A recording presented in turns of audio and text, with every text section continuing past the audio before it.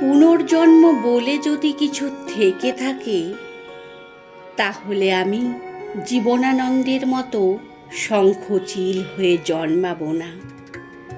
আমি জন্মাবো তোমার কিশোর বয়সের প্রেমিকা হয়ে, যার জন্য রোজ তুমি স্কুল গেটের পাশের মোড়ে সাইকেল নিয়ে দাঁড়িয়ে থাকবে, শুধু এক পলক আমায় দেখবে বলে।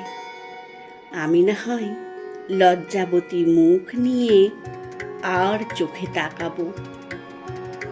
টিফিন টাইমে সবাই যখন খাবার খেতে ব্যস্ত, তুমি বরং নীল খামে চিঠিটা লুকিয়ে আমার খাতার ভাঁজে রেখো।